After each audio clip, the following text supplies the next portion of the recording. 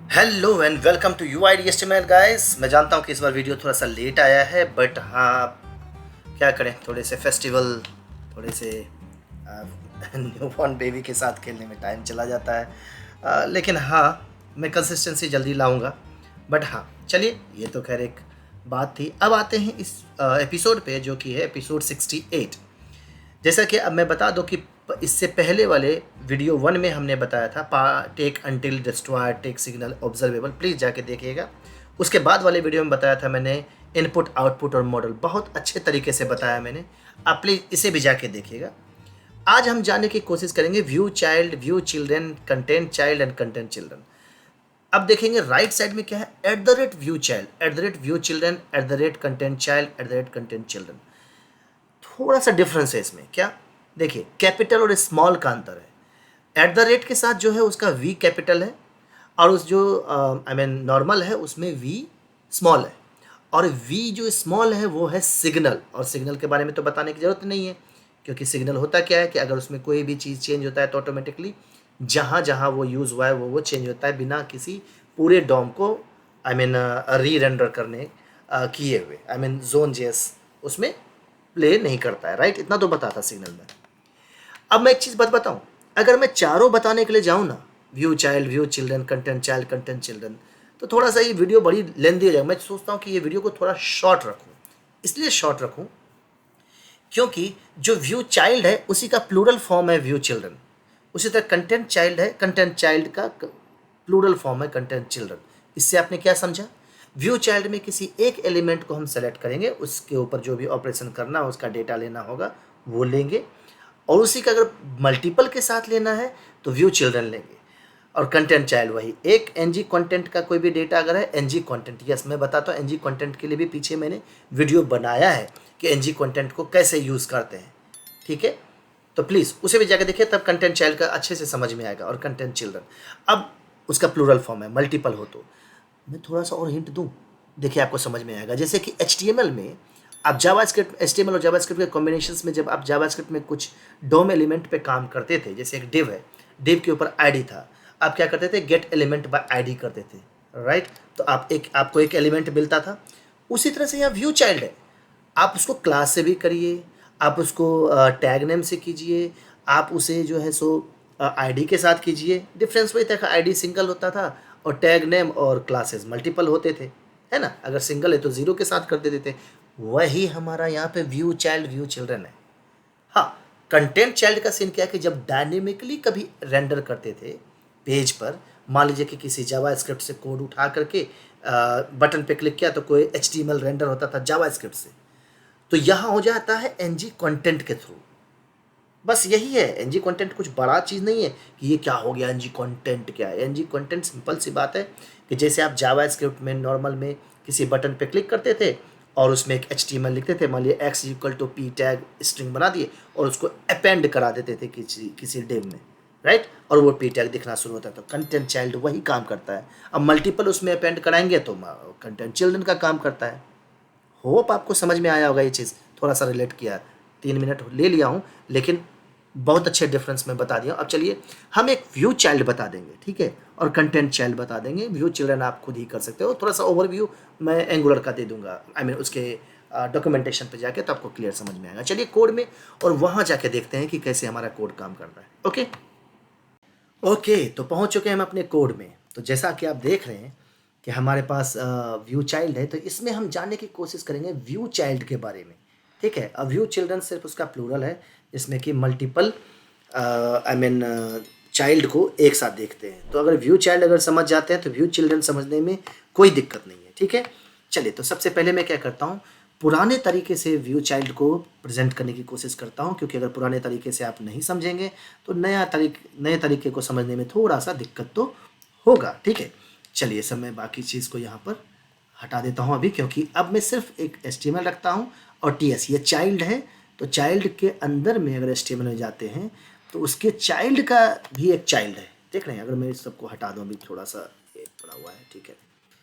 H3 भी एक इस HTML का एक चाइल्ड है, फॉर्म भी है, मैड फॉर्म फील्ड भी है, इनपुट भी है, सब है, ये डिव भी है, ठीक है?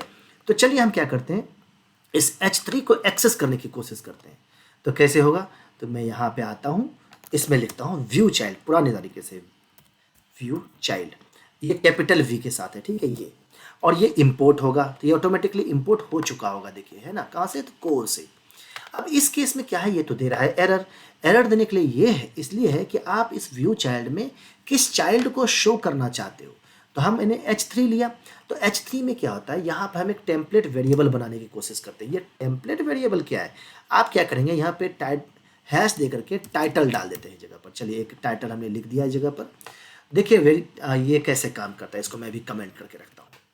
तो टेम्पलेट वेरिएबल वो वेरिएबल होता है कि जिससे आप डेटा HTML में ग्रैब कर सकते हैं, उसके अंदर का डेटा निकाल सकते हैं। जैसे कि अगर मुझे व्यू चाइल्ड को इस टेम्पलेट में कहीं और दिखाना है, मतलब कि इसके अंदर का टेक्स्ट ABCD कुछ भी, व्यू चाइल्ड से ABCD कुछ भी दिखाना हो, उसको हम टेम्पलेट में कैसे दिखाएंगे, तो हम क्या करेंगे, डबल वही कर्ली ब्रेसेस लेंगे, इंटरपोलेशन, यहाँ पे लिखेंगे टाइटल डॉट, और इसमें डालेंगे टेक्स्ट कंटेंट, क्योंकि HTML के पार्ट है, टेक्स्ट कंटेंट यहाँ पे डाला। अब देखिएगा यहाँ पर कुछ डेटा आ जाएगा, ये भी चेंज हो जाएगा, और यहाँ देखिए नीचे आ गया डेटा। तो ये था टेम्पलेट वेरिएबल, और इसी टेम्पलेट वेरिएबल को हमने यहाँ पर HTML में गेट किया। उसी को TS फाइल में गेट करने के लिए हमने यहाँ पर क्या किया, हैश टाइटल डाल दिया, एक नाम दे दिया, और उस नाम को हम ग्रैब करेंगे व्यू चाइल्ड में, ठीक है। तो नाम को देने के लिए क्या करेंगे, इसके अंदर स्ट्रिंग, और इसमें लिखेंगे वही नेम जो आपने यहाँ पर दिया है, ठीक है, ओके। अब इसके बाद कह रहा है एरर कि आप इसका कोई वेरिएबल तो बनाओ जिसमें कि उसका डेटा आके सेट होगा, या आप उस पर कोई भी ऑपरेशन करने की कोशिश करेंगे। तो मैं यहाँ पे कुछ ABCD कुछ भी लिख सकते हैं, डजेंट मैटर कि वो कुछ टाइटल ही होगा। बट एक प्रोग्राम की जरा से सोचिए कि बंदे ने अगर उधर टाइटल वेरिएबल बनाया, तो एक होता है ना कि चलो टाइटल वेरिएबल बनाया तो उसके मिलता जुलता नाम इधर देंगे, तो पता चल जाता है कि वो टाइटल। आप इसे हेडिंग भी कर सकते हैं, ऐसे करके हेडिंग, पता चला कि HTML का वो हेडिंग है, ठीक है। चलिए हेडिंग ही रहने देते हैं।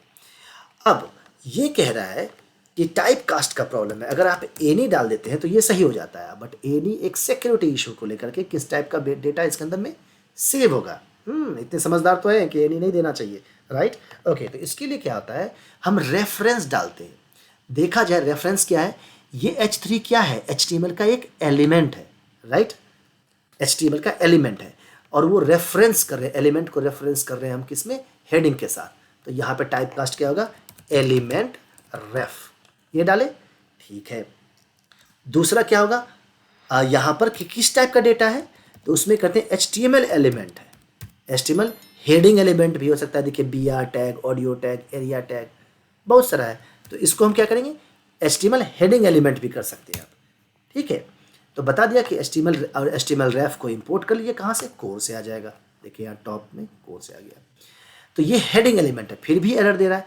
वो इसलिए दे रहा है कि हेडिंग जो है ये अनडिफाइंड भी हो सकता है। क्यों, क्या पता आपने बाद में H3 यहाँ से हटा दिया तो उसको तो अनडिफाइंड मिलेगा, कुछ भी नहीं, इसमें अनडिफाइंड नल हो जाएगा वो। तो इसमें अनडिफाइंड मतलब इसमें कुछ डेटा सेट कर दो पहले। तो बंदे क्या करते हैं, उसको एक एक्सक्लेमेशन भी डाल देते हैं या फिर क्वेश्चन मार्क भी डाल देते हैं। तो दोनों आप डाल सकते हो, लेकिन थोड़ा फॉरबिडन स्टेटस हो जाता है ये चीज़ की, यार ये क्या है, क्वेश्चन मार्क क्या है, समझने में थोड़ा दिक्कत होता है। लेकिन फिर भी आपको एक नॉलेज होना चाहिए कि आप इस तरह से भी अनडिफाइंड को एक्सेस कर सकते हैं, कि ये अनडिफाइंड हो सकता है। तो इसके लिए हम क्या करते हैं, बीइंग अ डेवलपर, इसको एक अनडिफाइंड से सेट करते हैं, एक्सप्लिसिटली बताते हैं कि इसका अनडिफाइंड सेट होगा। अगर एलिमेंट मिला तो ठीक, नहीं तो एलिमेंट में उसको उसकी जगह पर हेडिंग में अनडिफाइंड सेट कर दो। मुझे नहीं लगता यहाँ तक समझने में कोई दिक्कत है। अब इसको, इसके डेटा को हम लेंगे कैसे, शो कैसे करेंगे, ठीक है। तो हम करते हैं ng on init, ng on init में आए। अब इसको कहते हैं console.log, और इसके अंदर में हम डायरेक्टली दिस डॉट हेडिंग करेंगे, अब दिस डॉट टाइटल नहीं, ठीक है, दिस डॉट हेडिंग। तो क्या हमें ये डेटा देगा हमारे कंसोल में, ये मैटर वाली बात है। देखिए क्या आया, अनडिफाइंड। लेकिन ये अनडिफाइंड क्यों आया, आप सोचोगे अनडिफाइंड जब यहाँ है तो आया तो एक्चुअली में यही, लेकिन क्यों, ये क्यों आया, ये क्यों नहीं आया, जबकि मैंने एलिमेंट रेफरेंस बता दिया कि ये हेडिंग एलिमेंट है, और ये एक वेरिएबल है जिसका कि टाइटल सर्च करो HTML में, वो यहाँ पर अवेलेबल है टाइटल, तो ये हेडिंग तो है, फिर भी अनडिफाइंड क्यों, है ना क्वेश्चन। वो इसलिए क्योंकि इसको एक लाइफ साइकिल हुक में हमें डालना पड़ेगा। वो है ng after view in it.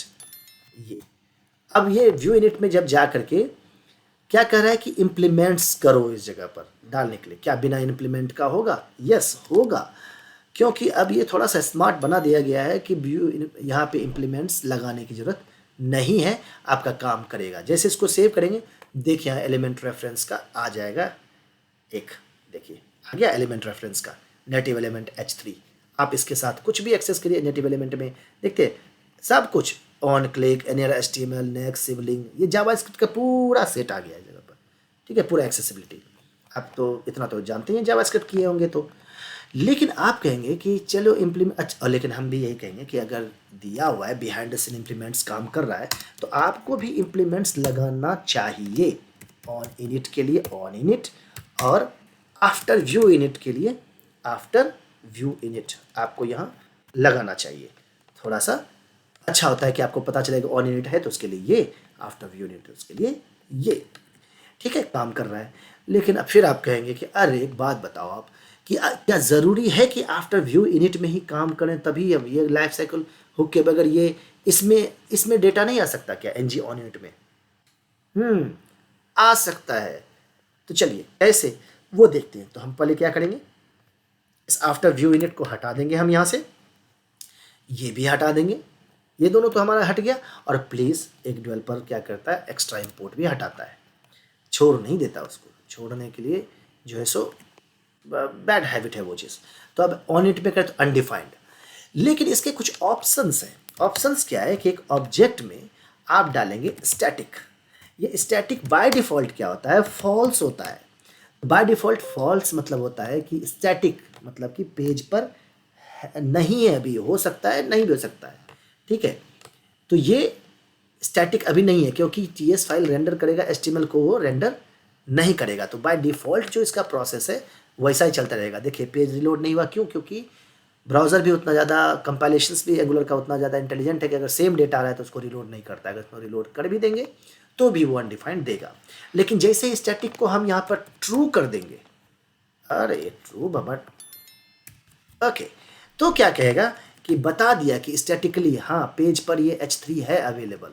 Yes, अब दिखाओ, आ गया 31 पे, ये हमने ला दिया इस जगह पर। ओके, अब इसके कंटेंट को जानना है तो इसमें करेंगे h3 dot native element dot inner यदि टेक्स्ट कंटेंट। जब टेक्स्ट कंटेंट करेंगे तो डेटा हमारा इसके अंदर का डेटा जो है व्यू चाइल्ड जो हम टेम्पलेट वेरिएबल में निकाले थे जो वो हम TS फाइल में ग्रैब कर लिए। ये तो था पुराने तरीके से, ठीक है। और व्ययू चाइल्ड में हम 2-3 तरीके से करते हैं। एक तो हम सिंपल ID डाल के करते हैं, ठीक है, ये हैश टाइटल टेम्पलेट वेरिएबल के थ्रू। दूसरा कंपोनेंट के थ्रू करते हैं। तीसरा डायरेक्टिव के भी थ्रू करते हैं, ठीक है। डायरेक्टिव के बारे में नहीं पता है तो प्लीज़ पुराना वीडियो जरूर देख लीजिएगा, हमने बहुत अच्छे तरीके से बताया है। तो चलिए इसको हम क्या करते हैं, नए तरीके से करने की कोशिश करते हैं। तो नया तरीका के लिए क्या होता है, हम इसको पहले कमेंट कर देते हैं, ठीक है। जैसे ही कमेंट करते हैं तो आपको एक वेरिएबल बनाना पड़ेगा, क्योंकि वो है तभी तो वो दिखा, क्योंकि उसी को तो दिखाना है। वो क्या है, हेडिंग, ठीक है। ये हेडिंग बनाया, हेडिंग करके इसको मैंने दिया इक्वल टू, और ये छोटा वाला व्यू चाइल्ड लेंगे। जब छोटा वाला व्यू चाइल्ड लेंगे तो अब ये कहेगा कि यार छोटा वाला तो ले लियो। इसमें कह रहा है कि इसका आपको आर्गुमेंट चाहिए। तो आर्गुमेंट क्या चीज़ है, वो जो आप उधर हैश टैग बनाए हैं, यहाँ पर हैश डाले हैं ना यहाँ पे, तो ये टैगिंग आप यहाँ पर डाल दीजिए, ठीक है। ये मैंने डाल दिया, हो गया सही। अब ये नेटिव एलिमेंट में एरर करेगा, क्यों? क्योंकि ये एक हेडिंग जो है वो बन गया आपका सिग्नल, और ये अननोन टाइप है, ध्यान रखिए अननोन टाइप है। जबकि टाइप अननोन आपको छोड़ना नहीं है, तो टाइप कास्ट क्या होगा हमारा, एलिमेंट रेफरेंस होगा, राइट। तो इसके अंदर में जाते हैं, व्यू चाइल्ड के बाद एलिमेंट रेफरेंस में हम ऐसे डाल देते हैं, ठीक है। या फिर अनडिफाइंड भी हो सकता है अभी खासकर, तो ये डाल दिया। अब ये दूसरा एरर दे रहा है कि नेटिव एलिमेंट इस पर मिलेगा नहीं, क्यों? क्योंकि ये एक सिग्नल है। अब इसके सिग्नल को देखिएगा, अब डिफाइंड हो गया ना, पहले अननोन आ रहा था, अब ये signal element reference heading element है या तो अनडिफाइंड है। तो सिग्नल को कैसे कॉल करते हैं, एक फंक्शन की तरह, और जैसे फंक्शन की तरह कॉल करेंगे हुई ये हमारा डेटा यहाँ पर आपको दे देगा। देखिए लोड हो रहा है इस जगह पर, ये सारा एरर गायब हो जाएगा। यस, आपको ये व्यू चाइल्ड मिल गया। लेकिन जरा सोचिए कि आखिर इस जगह पर लाइफ साइकिल हुक में हम क्यों यूज़ करेंगे जब हम सिग्नल को ला रहे हैं अपने पिक्चर में। तो जिस सिग्नल को लाने के लिए अगर स्टार्टिंग में डेटा चाहिए होता है कि एक बार तो रन करे ही करे, वो क्या है, हाँ कमेंट करके बताइएगा, वैसे मैं बता देता हूँ, वो है इफेक्ट। इफेक्ट एक बार कॉल करता ही करता है और इफेक्ट को चाहिए रिएक्टिव कॉन्टेक्स्ट। तो आप ऐसे भी कर सकते हैं, रेफ इज इक्वल टू इफेक्ट। ये बहुत बड़ा चैप्टर, बड़े चीज़ बताया था। तो मैं भी जाऊंगा इसको कंस्ट्रक्टर को लेकर के, क्योंकि कंस्ट्रक्टर खुद को एक रिएक्टिव कॉन्टेक्स्ट होता है, खुद ही एक रिएक्टिव कॉन्टेक्स्ट होता है और वो कंपोनेंट के साथ आता है और चला जाता है। तो यहाँ पर मैं इसी चीज़ को, कंसोल को उठाता हूँ और यहाँ पर मैं इफेक्ट को कॉल करता हूँ एक फंक्शन के अंदर में, इफेक्ट यहाँ पर डाल देता हूँ, यहाँ पर ऐसे करके, ठीक है। और ng ऑन इट हटाता हूँ। जब इसे हम हटाएंगे तो यहाँ पर ये भी हमारा हट जाएगा, ठीक है। सेव कर दिया। तो इसे भी पुराने तरीके से इसको हटा देते हैं। चलिए ये भी हट गया, ये भी। क्या हमारा डेटा देखा कि देखिए घूम रहा है और ये व्यू चाइल्ड हमारा आएगा, है ना। तो इस तरह से आपने ये नए व्यू चाइल्ड को यूज़ किया और इसको डिफाइन किया। लेकिन एक चीज़ मिसिंग है, पूछिए क्या, वो स्टैटिक मिसिंग है। जब स्टैटिक मिसिंग है तो वो प्रॉब्लम करेगा। तो मैं क्या करता हूँ, स्टैटिक के बदले यहाँ होता है रिक्वायर्ड। आपको इसे रिक्वायर्ड करना पड़ेगा। जब इसे रिक्वायर्ड करेंगे तो उस केस में आपको ये क्वेश्चन मार्क देने की ज़रूरत अब नहीं है। बिना क्वेश्चन मार्क के भी काम होगा। क्या दे दिया इस जगह पर, पॉसिबली अनडिफाइंड, रुकिए जरा एक सेकंड के लिए। तो ये अनडिफाइंड भी नहीं होगा, ठीक है। जब रिक्वायर्ड है तो अनडिफाइंड का मतलब बनता ही नहीं है, ठीक। सेव कर दिया हमने, अब भी डेटा वो देगा, है ना। ये कॉमन सी बात है कि जब वो रिक्वायर्ड है तो अनडिफाइंड कैसे हो सकता है वो, ओके। तो ये था हमारा जो कि व्यू चाइल्ड हमने आपको यहाँ से करके देगा। सेम ऑपरेशन है जो पहले आपके पुराने वाले में करते थे, ठीक, ओके। ये तो था हमारा ये टेम्पलेट वेरिएबल के थ्रू। अब हम इसको यूज़ करने की कोशिश करते हैं कंपोनेंट बेस्ड पे। अब कंपोनेंट बेस्ड करने पे अगर करना होगा तो कंपोनेंट कहाँ कॉल है, वो है हमारा पेरेंट कंपोनेंट पे, इसके पेरेंट पे कॉल है, राइट। तो ये तो इसी तरह से रहेगा। अब हम आते हैं इसके पेरेंट पे। इसका पेरेंट क्या है हमारा, ऐप कंपोनेंट डॉट HTML और app component dot TS। App component dot HTML, इसको चाइल्ड को साइड कर दो, हाँ। ऐप कंपोनेंट HTML में देखेंगे तो यहाँ हमारा उसका सेलेक्टर यूज है जो कि चाइल्ड कंपोनेंट है, राइट, ओके।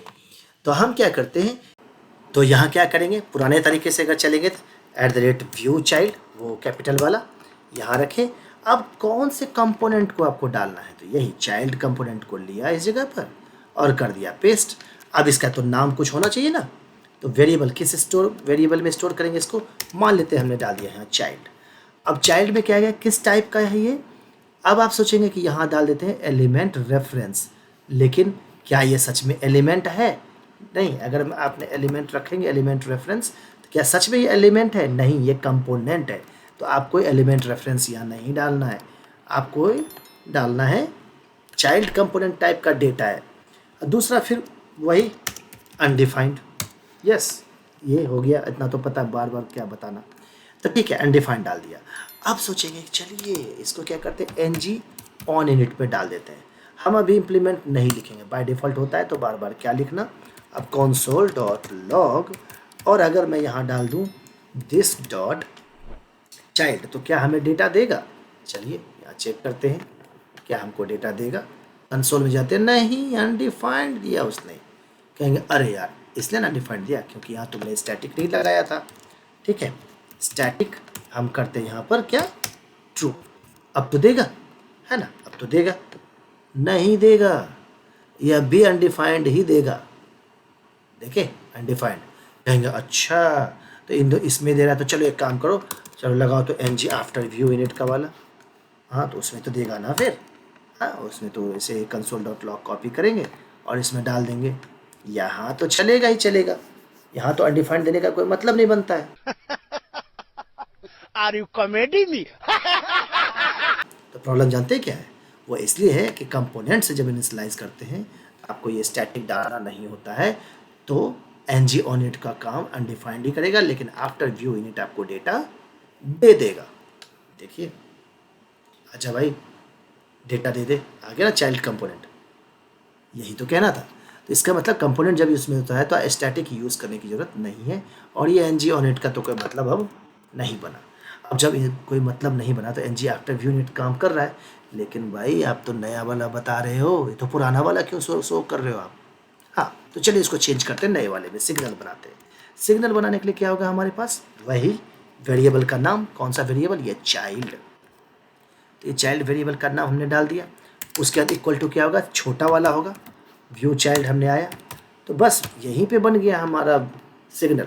क्योंकि अगर इसमें जाएंगे तो एक अभी तो कह रहा है कि देखिए ये टाइप क्या देता है, सिग्नल वापस करता है, राइट, अननोन टाइप का डेटा है। तो अननोन टाइप का डेटा क्यों करेंगे भैया, इसको चाइल्ड कंपोनेंट इसके अंदर में रख दो ना। और जब इसके अंदर में रखोगे तो देखो आपका क्या बनेगा, सिग्नल चाइल्ड कंपोनेंट या अनडिफाइंड बन गया। आसान है ना। ये जगह पर आप इसको टाइप कास्ट भी कर सकते हैं, यहाँ से इसमें लिख करके चाइल्ड कंपोनेंट डाल दीजिए, कोई दिक्कत नहीं है, ठीक है। आप इसके साथ भी एक बताएंगे स्पेसिफिकली कि ये चाइल्ड कंपोनेंट इसके अंदर में आएगा। अब इस चाइल्ड को हम यूज़ करेंगे, अब ऐसे चाइल्ड यूज़ करेंगे तो नहीं होगा, क्योंकि ये बन गया हमारा सिग्नल। अब सिग्नल की तरह यूज़ कर दिया एनजी आफ्टर व्यू यूनिट में, ठीक है। तो आपको वही जो पुराना दे रहा था चाइल्ड कंपोनेंट वो आ जाएगा। लेकिन ज़रा सोचिए कि जब आप सिग्नल बना चुके हैं तो आफ्टर व्यू यूनिट क्यों यूज़ करिएगा, जाइए ना इफेक्ट के साथ, और इफेक्ट मतलब क्या, एक रिएक्टिव कॉन्टेक्स्ट जो कि है कंस्ट्रक्टर, इसके अंदर डालिए इफेक्ट, और इफेक्ट के अंदर में आप क्या करेंगे, एक फंक्शन कॉल करेंगे और उसमें लिखेंगे console.log, और यहाँ डालेंगे आप this.child, और वो भी कॉल करेंगे क्योंकि सिग्नल है ना। मज़ेदार, वही देगा रिजल्ट। आजा भाई, क्योंकि इफेक्ट तो पता है कि एक बार कॉल होगा ही होगा, बाय डिफ़ॉल्ट आ गया चाइल्ड कंपोनेंट। तो ये था हमारा, और फिर बाकी हटाइए, ये था हमारा व्यू चाइल्ड जो नया आया है सिग्नल बनकर, ठीक है।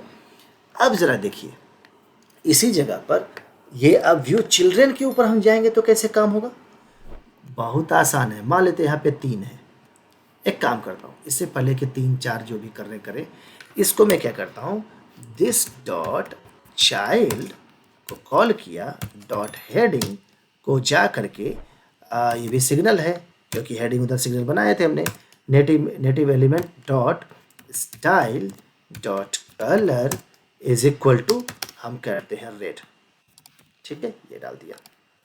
अब करा लेफ्ट हैंड साइड में क्वेश्चन मार्क नहीं होना चाहिए, इक्वल टू के, ठीक है।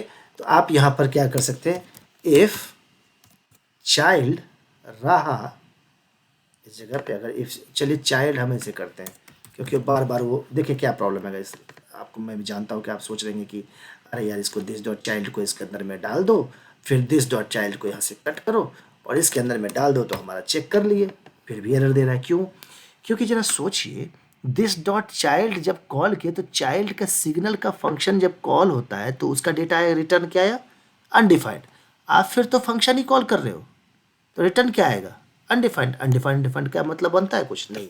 तो आप क्या करो, इसमें कॉन्स्ट, आप चाइल्ड एक लोकल वेरिएबल बना लो और इसमें करो दिस डॉट चाइल्ड और इसको कॉल कर लो। जब इसको आप कॉल कर लोगे तो आप इसको करोगे चाइल्ड, इसको करोगे चाइल्ड और यहाँ करते हो आप चाइल्ड, हो गया। आप करो दो सेव, और जैसे करोगे सेव आप देखोगे यहाँ पर ये पहला हो गया रेड, है ना आसान। लेकिन आप इस जगह पे क्या करोगे, रिक्वायर्ड भी डाल देंगे। अगर रिक्वायर्ड आप डाल देते हो तो इसका मतलब यहाँ पर कंपोनेंट जो होगा वो होना ही होना चाहिए, तो आपको इतना ताम झाम देने की ज़रूरत नहीं है। आप सिंपल यहाँ पर दिस डॉट चाइल्ड डाल सकते हो, और ये फंक्शन है क्योंकि आई मीन सिग्नल है, तो क्योंकि रिक्वायर्ड है तो क्वेश्चन मार्क का क्या मतलब है ना, एक नॉर्मल लॉजिक सी बात है कि रिक्वायर्ड है तो क्वेश्चन मार्क देने का मतलब नहीं बनता है। अगर रिक्वायर्ड नहीं डाल मतलब डाल देते हो और गलती से कोई यहाँ से कंपोनेंट किसी ने मिस कर दिया, तो जैसे मिस करेंगे तो आपको यहाँ पे एरर देना शुरू कर देगा। आ जाओ भाई एरर, हालांकि नीचे ने इसमें नहीं दिया, आपको कंसोल में एरर मिलेगा, ये देखिए। आजा भाई, ये देखिए दिया ना, रिक्वायर्ड है बट वो अवेलेबल नहीं है, इसका मतलब आपको यहाँ पे डेटा देना पड़ेगा। होप आपको व्यू चाइल्ड समझ में आ गया होगा, ठीक है। तो अब हम आते हैं व्यू चिल्ड्रन को लेकर के, बस इसी का प्लूरल फॉर्म है भैया और कुछ नहीं। मान लेते हैं आपके पास यहाँ पर Ctrl+C और यहाँ पे Ctrl+V और Ctrl+V हो गया है, ठीक, 3 हो गए। अब 3 डेटा को कैसे हम करेंगे, तो व्यू चाइल्ड ना होकर के यहाँ होगा व्यू चिल्ड्रन, ठीक है। जब व्यू चिल्ड्रन होगा तो रिक्वायर्ड नहीं चाहिए, उसको हटाइए रिक्वायर्ड, बाकी सब जैसा है वैसे ही रहेगा, कोई दिक्कत नहीं। अब क्या होगा, ये हेडिंग नहीं मिलेगा, क्यों, क्योंकि ये चाइल्ड जो है वो एरे बन चुका है, ठीक है। नहीं पता, चलिए दिखा देता हूँ सिंपल सा। तो console.log और यहाँ पे करते हैं this डॉट चाइल्ड हम कर रहे हैं, हालांकि मैं इसको चिल्ड्रन लिख देता हूँ, थोड़ा नाम अच्छा रखो यार, जब एरे ऑफ चाइल्ड है तो, या फिर आप करो चाइल्ड ARR, चाइल्ड ARR हमने कर दिया कि चाइल्ड का ये एरे है और चाइल्ड एरे मैंने यहाँ डाल दिया और ये सिग्नल है तो इसको कॉल कर लिया। देखिएगा यहाँ पर 3 आपको चाइल्ड कंपोनेंट नजर आएंगे कंसोल में। अच्छा भाई लेट मत करो प्लीज़, बहुत लेट करता है यार। हाँ ये देखो 3 आ गया ना हमारे पास। अब इसको लूप चला लीजिए। लूप क्या चलाना है, दिस डॉट चाइल्ड एरे को कॉल किया क्योंकि सिग्नल है, डॉट फॉर ईच ऐसे किया। अब इसमें मैं लिखता हूँ कि चाइल्ड आएगा उधर से और इसके अंदर में जब लूप चलेगा तो चाइल्ड डॉट जो हेडिंग था दिस डॉट चाइल्ड ना होकर के ऐसे हो जाएगा। यहाँ देखिए 3 है ना, एक ऊपर वाला पहले रेड था बाकी सब ब्लैक था, अब तो सारा ब्लैक हो चुका है। इसमें ऐसे डाल दिया तो चाइल्ड को कॉल नहीं करना पड़ेगा क्योंकि ये एक वेरिएबल है, राइट। इसमें से एक कंपोनेंट निकला है, कंपोनेंट का हेडिंग उठाओ, उसके नेटिव एनिमल पे जाओ, उसको रेड कर दो और जैसे इसको सेव करेंगे देखिएगा तीनों के तीनों हमारा रेड हो जाएगा। अजब है रेड, देखिए यही तो था व्यू चिल्ड्रन। क्या बात कर रहे हैं? होप आपको समझ में आया होगा व्यू चिल्ड्रन और व्यू चाइल्ड में क्या चीज़ है, कैसे हम कॉल करते हैं। अब हम नेक्स्ट वीडियो में पढ़ेंगे कौन सा, कंटेंट चाइल्ड। हाँ क्या था हमारा, कंटेंट चाइल्ड था, व्यू चाइल्ड हो चुका था, यस कंटेंट चाइल्ड के बारे में जानेंगे, ठीक है। और कंटेंट चाइल्ड जानेंगे तो कंटेंट चिल्ड्रन भी जान लेंगे। तो होप आपको जो है सो ये व्यू चाइल्ड का कॉन्सेप्ट जो हमारे पास है अभी, जो आपको हमने बताया, वो आपको अच्छे तरीके से समझ में आ गया होगा। अगर आपको वीडियो ये पसंद आया तो प्लीज़ लाइक और सब्सक्राइब करिए और बने रहिए चैनल के साथ। मिलते हैं नेक्स्ट वीडियो में कंटेंट चाइल्ड के साथ। और हाँ, इतना सारा ताम झाम जो है इसको हटा क्यों दे, हटा तो दे, थोड़ा सा देखने में तो अच्छा लगे। मेहनत पसंद आई तो प्लीज़ यार एक लाइक कर दे यार। मिलते हैं नेक्स्ट वीडियो में, गुड नाइट, बाय बाय।